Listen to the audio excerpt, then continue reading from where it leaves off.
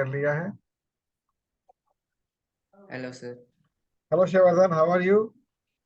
Fine, sir. Good good good. Today is a very important class for both of you Okay. because today we are attending the live investor session, Oh, right? And the second thing, time multiplication. आप दोनों ने class 10 तक simple interest, compound interest जरूर पढ़ा होगा, दोनों ने पढ़ा होगा। पंकज पढ़ा है ना बेटा? हाँ uncle ji. Good.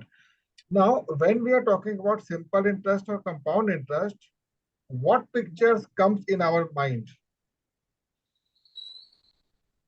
you deposit money and then you get interest on the money every half annum or 1 annum. Good. And what's about Pankaj? आपने अमाउंट सबमिट किया है या आपने सिंपल इंटरेस्ट को या कंपाउंड इंटरेस्ट को किस फॉर्मेट में देखा? मीन्स कंपाउंड इंटरेस्ट में क्या होता था, जैसे कि हमने कोई इन्वेस्ट किया है, सो लाइक जैसे कि रियल एस्टेट है या फिर कुछ है, सो उसमें क्या होता था, अगर हमने लाइक रियल एस्टेट एक मीन्स लाइक प्रॉपर्टी खरीदने के लिए लाइक सम 2 lakhs और समथिंग खर्च किया है, सो उस पे कंपाउंड इंटरेस्ट मीन्स लाइक जैसे कि अगर हम उसको रेंट पे दे रहे हैं या फिर हम वहां पे घर या बिल्ड करके उसको रेंट पे दे रहे हैं, so it depends on that how we provide the facilities, उस पे हमें कंपाउंड इंटरेस्ट मिलता है। Good. Means the basic difference between simple and compound interest, that the interest is being calculated on principal only. It is simple interest. जो आपको principal amount है उस पे जो इंटरेस्ट आपको मिल रहा है ईयरली बेसिस पर, हर ईयर पे प्रिंसिपल चेंज हो जाता है सिंपल इंटरेस्ट में, उसी पे आपको इंटरेस्ट मिलता है।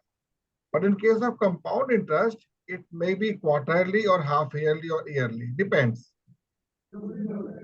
इस स्कीम में आपने अपने अमाउंट को इन्वेस्ट किया है तो नॉर्मली बैंकर जो होते हैं क्वार्टरली बेसिस पर आपको इंटरेस्ट देते हैं और जो आपका प्रिंसिपल होता है वो अपडेट हो जाता है।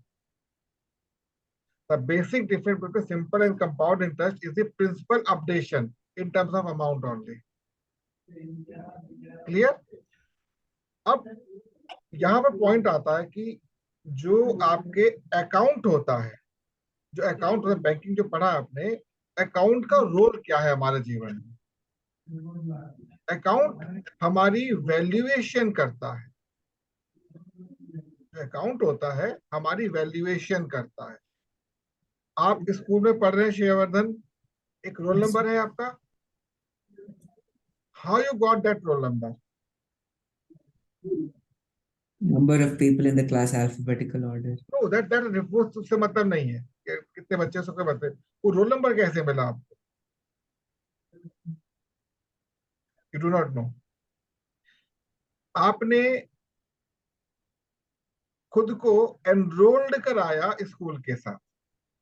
Okay. Clear? You have enrolled yourself with the school.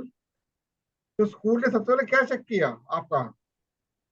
What they have checked? Your birth certificate, your address proof. Fine. And the person who is paying the amount for your education. तीन चीजें हो गई। पहला आपका birth की, आपकी date of birth क्या होनी चाहिए। देन एड्रेस प्रूफ, आप कहाँ रहते हैं ताकि आपकी लोकेशन और स्कूल की लोकेशन नियर बाय रहे। And third one is the paying capacity of the family, paying capacity of the family. इन तीनों में सबसे इंपॉर्टेंट क्या है? Date of birth. Very first is date of birth, तो पहली फर्स्ट स्टेज पर होती है। उसके बाद सेकंड इंपॉर्टेंस क्या है? आपकी location. As per the law आपका स्कूल जो है, अगर आप किसी रेजिडेंशियल एरिया में रहते हैं, एट द मैक्स 8 किलोमीटर के अंदर होना चाहिए, at the max, so that communication should be very very easy. Transportation easily मिल सके, उसके अकॉर्डिंग फिर आपकी पेइंग कैपेसिटी देखी जाती है कि ट्रांसपोर्टेशन में कितनी कॉस्टिंग मंथली आ सकती है, फिर बच्चे के ऊपर कितना खर्चा आ सकता है। क्लियर हो गया? पंकज आपको ध्यान होगा फर्स्ट डे हमने कैलकुलेट किया था वैल्यूएशन, ध्यान होगा ना आपको? हाँ अंकल जी। तो वही चीज यहाँ पर कैलकुलेट की जाती है। तो अब हमारा यहाँ पर टारगेट क्या है कि हम जो सिंपल इंटरेस्ट लेकर चल रहे हैं या कंपाउंड इंटरेस्ट लेकर चल रहे हैं, ये हमारे टाइम वेरिएंट पर डिपेंड करता है। एज सच सिंपल इंटरेस्ट भी वही होता है जो कंपाउंड इंटरेस्ट है, ध्यान रखना सेम होता है, बट टाइम वेरिएंट चेंज हो जाता है। अब जैसे आपने स्कूल में अपने आप को एनरोल्ड कराया तो स्कूल के फाइनेंस डिपार्टमेंट में आपके नाम का एक अकाउंट ओपन हो गया। क्लियर? वो अकाउंट अपडेट होगा हर महीने, तभी आपकी एजुकेशन अपडेट होगी हर महीने। That you know, for each and every part that account has been checked out कि भाई उसमें अमाउंट जो है सफिशिएंट है कि नहीं है। You can say it is a prepaid servicing. School जो होता है प्रीपेड सर्विस होती है। गवर्नमेंट सेक्टर में क्या होता है, आपको जो है सब्सिडी मिल जाती है। यहाँ पर आपको पूरा अमाउंट खुद पे करना पड़ता है, सब्सिडी मिलती है। मीन्स अगर आपने कुछ अमाउंट पे किया, रेस्ट अमाउंट गवर्नमेंट पे करती है आपके लिए, सो दैट स्टूडेंट्स पढ़ सके। सबका फैमिली इतना स्ट्रांग नहीं होता कि वो एफोर्ड मतलब इसको एफोर्ड कर सके। तो टाइम मल्टीप्लिकेशन ये होता है कि आपको एक पूरे साल के लिए क्या दे दिया, एक रोड मैप दे दिया complete in terms of time table. ये आपका अकाउंट है, ये आपका अकाउंट है, इसके थ्रू आपको पूरे साल तक ट्रैवल करना है, ये टॉपिक को कवर करते हैं। Is it? अब जब आपने अपनी यात्रा को शुरू किया, ट्रैवल को शुरू किया, आपको क्या चाहिए, मल्टीपल डायरेक्शन चाहिए, कहीं ना कहीं इंफॉर्मेशन आती रहे आती रहे आती रहे। तो कभी फिजिक्स आ रहा है, कभी केमिस्ट्री आ रहा है, कभी मैथ्स आ रहा है, कभी सोशल स्टडीज आ रहा है, कभी इंग्लिश आ रहा है, कभी हिंदी, कभी संस्कृत, अलग अलग आपके पास क्या आ रहे हैं, इनपुट्स आ रहे information. हैं। मीन्स आपने जो इन्वेस्टमेंट किया किसका, टाइम Time. एंड मनी का, आपको गेन क्या हो रहा है इन टर्म्स ऑफ नॉलेज, सब्जेक्ट आपकी नॉलेज के रूप में आपको मिल रहे हैं। That means by the end of the year आपको ये चेक करना कि आपकी बैलेंस शीट मतलब आपका जो आपने जो इनपुट दिया और जो आपको आउटपुट मिला वो कितना इक्वल है। तो मार्कशीट बताइए कितना आपने गेन किया। तो marksheet is the first criteria, prime criteria that can check कि पूरे साल में आपने स्कूल से क्या गेन लिया। कुछ स्टूडेंट्स 95 प्लस होते हैं, कुछ 90 प्लस होते हैं, कुछ 85 प्लस, कुछ 80 प्लस, ऐसे होते हैं स्टूडेंट्स अलग अलग। इसका मतलब ये नहीं कि वो पुअर है, बट वो उतना गेन नहीं कर पाए, स्कूल से उतना गेन नहीं कर पाए। Similarly when you are travelling in a market like a investor, आपको ये पता होना चाहिए कि मैं जितने अमाउंट को, जितने टाइम को इन्वेस्ट कर रहा हूँ मार्केट के अंदर, क्या मुझे वो चीज मिल रही है। एग्जाम्पल मैंने शेयर किया था आपसे कि हमने बाजार से केले परचेज किए, 70% हमने कंज्यूम कर लिया और 30% हमने एक गार्बेज कलेक्टर यानी गाय किसी को भी दे दिया, और बैलेंस क्या हो गया, बराबर हो गया। आपने बाजार से ब्रेड ली, आपने पूरा कंज्यूम कर लिया उसको, मिल्क लिया, पूरा कंज्यूम कर लिया। तो कंजम्पशन के ऊपर डिपेंड करता है कि आपका आउटपुट क्या आ रहा है। तो कंजम्पशन तीन टाइप के होते हैं, इन फ्यूचर ध्यान रखना। कंजम्पशन तीन टाइप के होते हैं। एक होता है फुली कंज्यूम्ड, फुली कंज्यूम्ड, आपने जो लिया पूरा कंज्यूम कर लिया। Second is partial consumption. Pankaj आपका फेस पूरा नहीं आ रहा, थोड़ा कैमरा ठीक कर लो, थोड़ा ठीक हुआ, now it is good. Second होता है पार्शियल कंजम्पशन, कि आपने कुछ पोर्शन उसका यूज किया और कुछ पोर्शन एज ए गार्बेज वो चला गया। फ्रूट्स वेजिटेबल्स आप लेते हैं ना, छिलके अलग कर देते हैं उसके, पार्शियली आपने कंज्यूम किया, बाकी आपने उसको डिस्ट्रॉय मतलब डस्टबिन में कर दिया। और तीसरा क्या होता है, minimal use maximum throw. Minimal use maximum throw, example दे सकते हैं इसका आप लोग, कि आपने कम से कम उसका यूज बहुत मिनिमल रहा आपके लिए, बट मैक्सिमम आपने उसका आउटपुट दे दिया।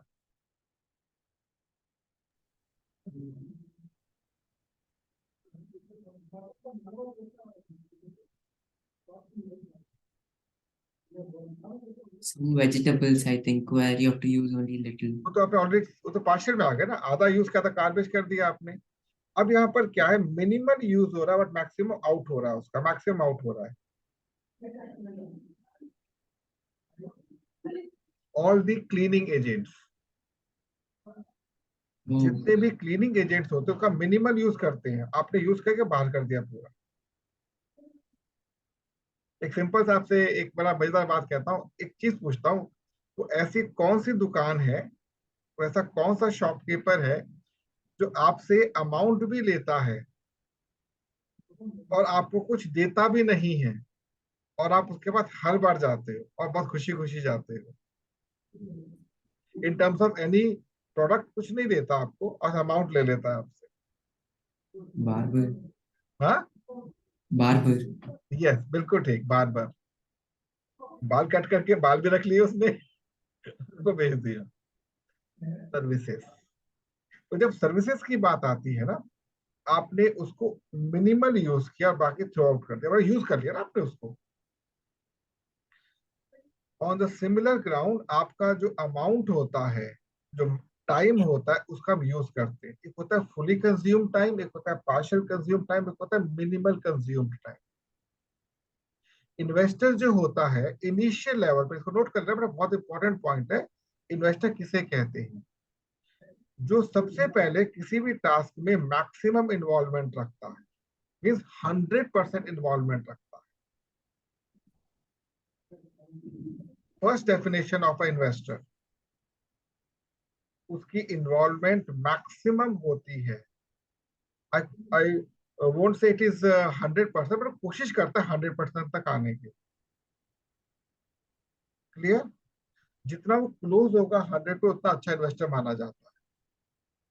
सेकेंड स्टेप क्या होता है, उस 100% का पार्शियल तो अपनी ओर से एफर्ट देता है, पार्शियल डेलीगेट कर देता है,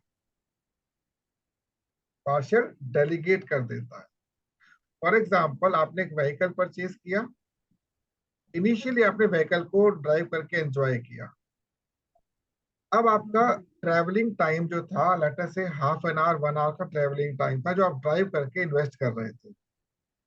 इनिशियली आपको पता था आप इन्वेस्ट कर रहे थे, आपके ऊपर काम का लोड थोड़ा बढ़ा, तो आपका हाफ एन आवर या 1 आवर जो ट्रैवलिंग में लग रहा था, वेस्ट होना शुरू हो रहा है एक प्रकार से। आपने क्या किया, अपने जो आपके पास अमाउंट एज अ आप सैलरी और गेन कर रहे हैं, उसका छोटा सा पोर्शन आपने एक थर्ड पार्टी को देके ड्राइवर रख लिया। अब उसी टाइम को मैं क्या कर रहा हूं, यूज कर रहा हूं। I am feeling little light, investment मेरी, अब मेरा टाइम जो मेरा ब्रेन इजी हो गया। अब ड्राइवर के लिए फिक्स है कि उसको इतनी सैलरी देकर वो मेरा टाइम को यूज करेगा।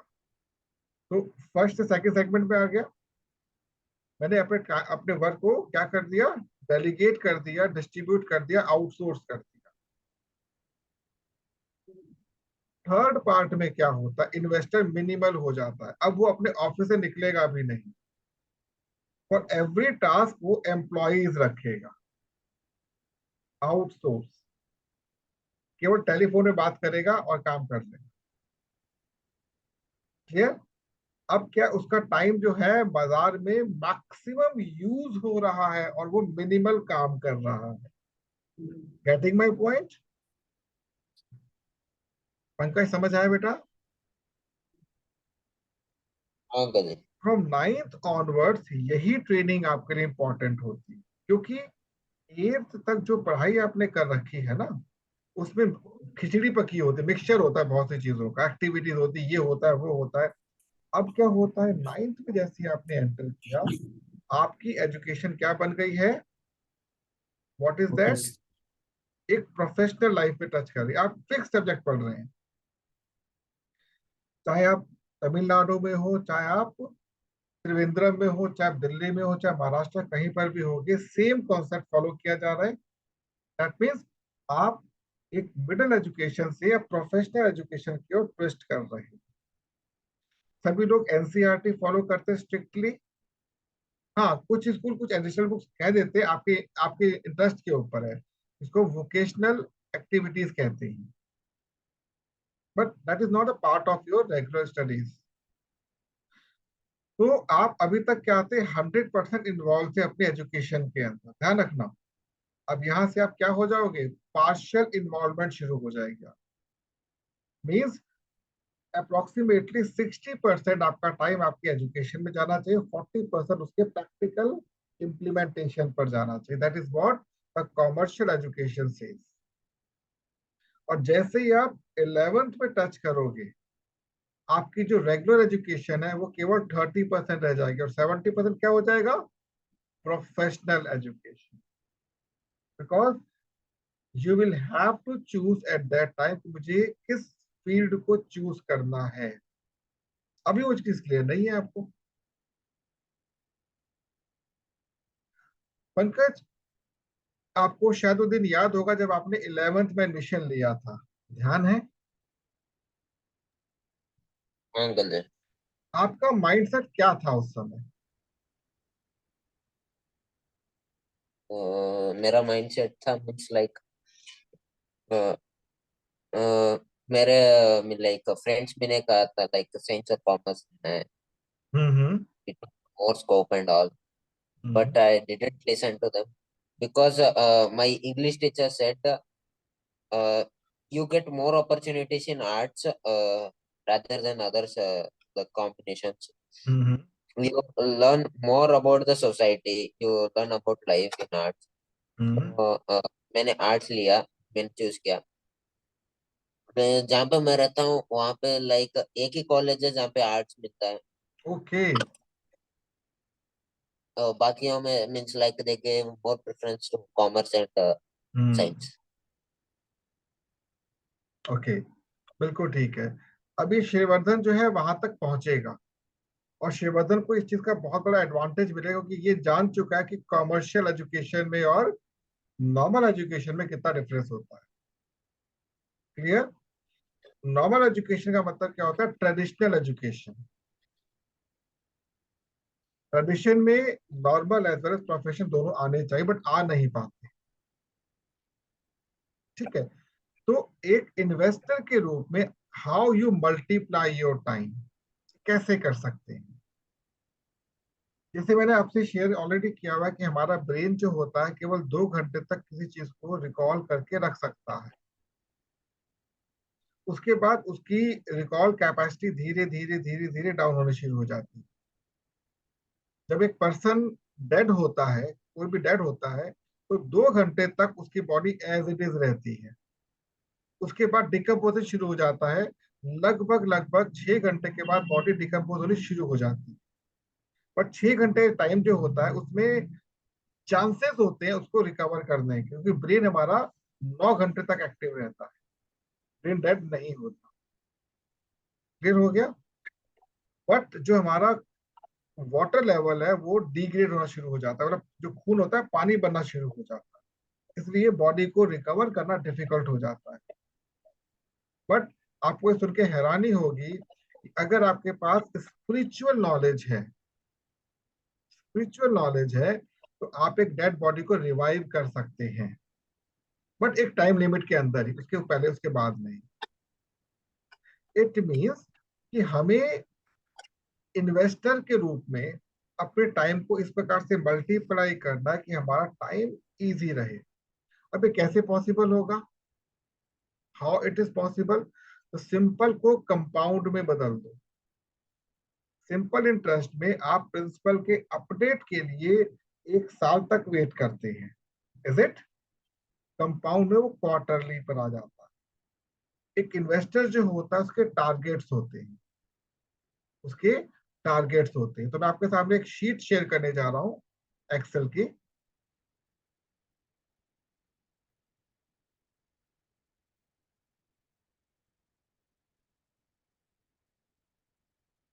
आपको शीट दिख रही होगी इस समय, हाँ ठीक है। अंकल।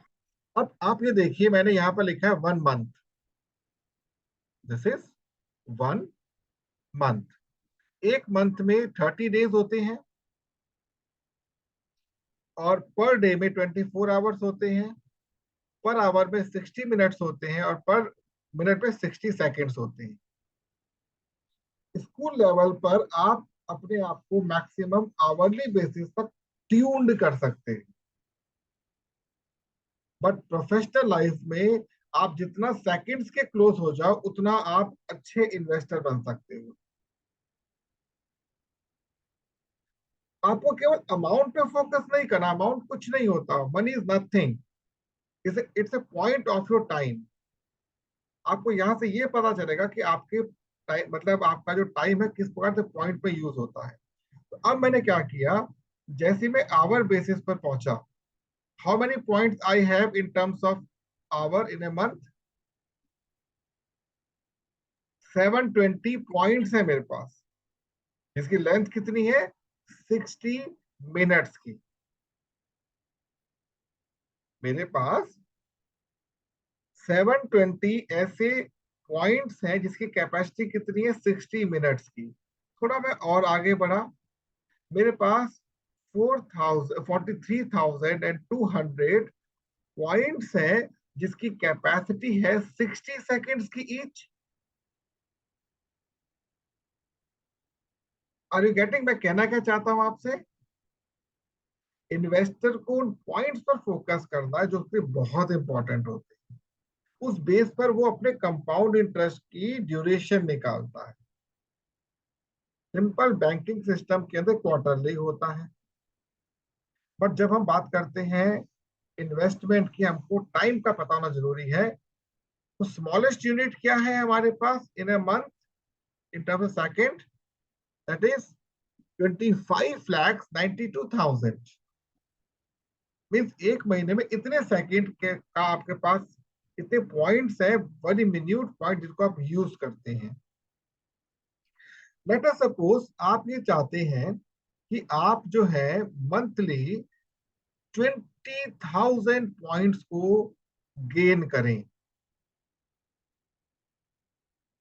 टारगेट बड़ा हो गया ना, 20,000 पॉइंट्स आप मंथली बेसिस पर चाहते हैं। इसको काट के मैं डाउन कर देता हूं। Yes. जब द मोमेंट आप एंटर करते weekly, how much it comes upon, how much, कितना आएगा वीकली में ये amount? By 7. Yes, that means अब वीकली बेसिस पर अमाउंट कितना आ गया, 2867, सॉरी 2867, 2867 अमाउंट हमारे पास आ गया। राउंड ऑफ करके इसको 2858 भी, 68 भी कर सकते हो। अब हम चाहते हैं इसी का डेली बेसिस पर आउटपुट निकालना, तो क्या करेंगे हम लोग? हाँ जी, क्या करेंगे डेली बेसिस पर?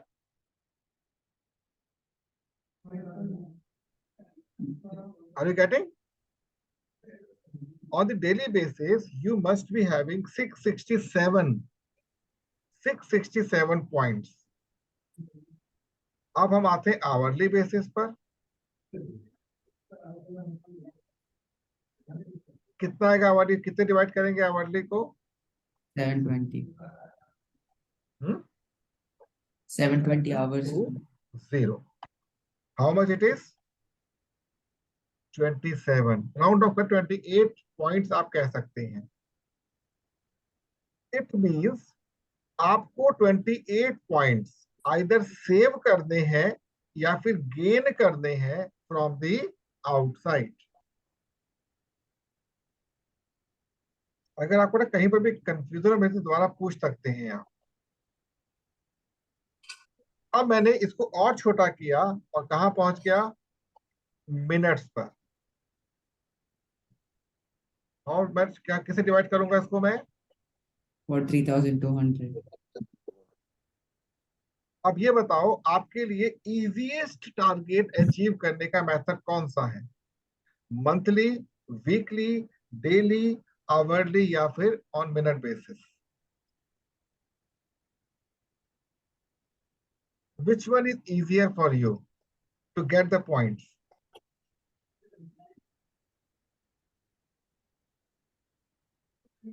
As per overly. you, हाँ जी, ओवरली। आवरली।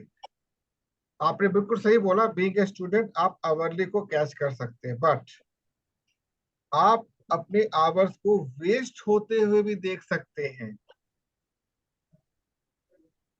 समझे आप?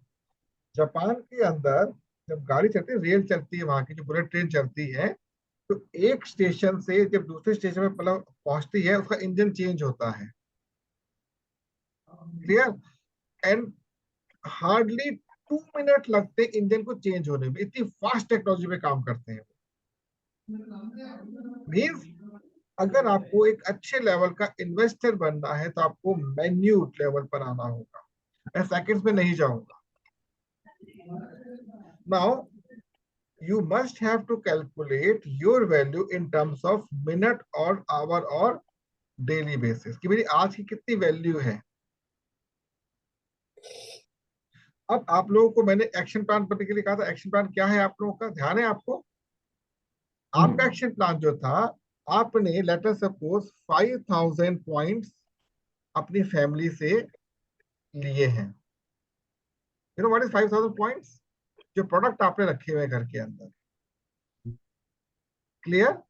आपको ये चेक करना है by the end of your, जो पीरियड ऑफ हो जाएगा, कि आवरली बेसिस पर कितना आपने प्रॉफिट, कितने पॉइंट गेन किए।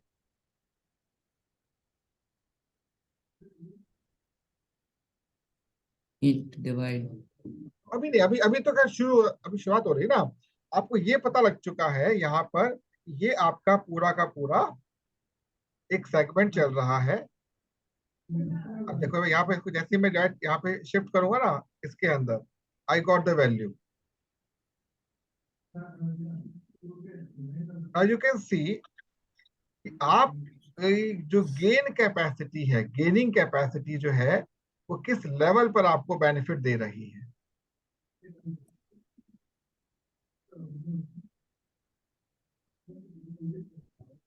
अगर आप ये चाहते हैं कि आप ऑन टाइम अपने डेस्टिनेशन पर पहुंच जाए, तो आपको कोशिश करनी है मिनट लेवल पर अपने आप को तैयार कर दे, कोशिश करनी है। बट एटलीस्ट आवरली बेसिस पर आपको परफेक्टली ऑल राइट होना है। अब आप ये भी जानते हो कि 24 आवर्स को यूज किया, जिसमें से आपके हाफ डे तो वैसे ही बेकार हो जाता है। मानते हो ना आप? सोते हो, अपनी रेगुलर एक्टिविटीज करते हो, स्कूल जाना, वहां से आना, फिर जो ट्रैवलिंग टाइम होता है, तो ऑलमोस्ट 12 घंटे आपके वेस्ट हो जाते हैं। तो होते हैं, कोई बात नहीं, स्टूडेंट चलता है, बट 12 घंटों को आपको यूज करना है। Now move on to the time multiplication chart. It is month, it is group, it is unit gain, it is gain। अब आपका मंथ है JAN, जनवरी मंथ से आपने इन्वेस्टिंग का पॉइंट शुरू किया। क्लियर हो गया? ये जनवरी मंथ। और आपके ग्रुप पे कितने लोग हैं इस समय? ओनली आप ही तो हो अपने ग्रुप के अंदर। You are the only one जो सीख रहा है चीजों को। क्लियर? यूनिट गेन कितना करेंगे आप? How much?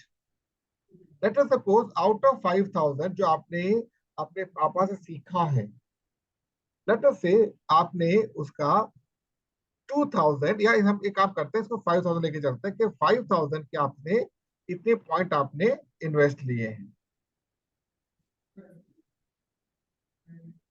जब बेटा हम कमर्शियल, 5,000 is हाँ जी, 5,000 is what we have taken for this the 5000 investment. जो आपने अपने पापा के साथ होम शॉपिंग शुरू की है ना, ये उसके अमाउंट का पॉइंट है, कितने के पॉइंट लिए हैं आपने। बेटा एक बात ध्यान रखना, मैं जो भी कुछ आपको बता रहा हूं ना, ये आपकी एजुकेशन का एक बहुत इंपॉर्टेंट विंग होता है, जो स्कूलों में कभी नहीं बताया जाता। इसलिए धीरे धीरे आप केवल मार्क्स को ही पॉइंट मान लेते हैं। आपको ये मैं काम क्यों सिखा रहा हूं, आपने एक होम शॉप क्यों खोला है, ये पता होना चाहिए आपको। तो ये जो मैंने आपके साथ शेयर किया है, इसी को हम आगे मल्टीप्लिकेशन फॉर्मेट में सीखेंगे, क्योंकि आज का टाइम ओवर हो चुका है। और बस मैं आपको यहाँ पर FEB तक जा रहा हूँ। फरवरी में आपको कोशिश ये करनी है कि आप जिस कॉन्सेप्ट को सीख रहे हैं उसको अपने सर्कल के अंदर with the help of good communication at least 4 students को टच करेंगे ऑन द वीकली बेसिस। जो आप सीख रहे हैं उसको एक्सप्लेन करेंगे, सीख रहे हैं उसको एक्सप्लेन करेंगे, तो क्या हो जाएगा, आपका ग्रुप साइज कितने का हो जाएगा, 5 लोगों का। मतलब आप शुरू में क्या थे, एक एम्प्लॉय थे, अब क्या बने आप, सेल्फ एम्प्लॉयड। फिर क्या बन जाओगे, बिजनेसमैन, और लास्ट में क्या बन जाओगे, इन्वेस्टर।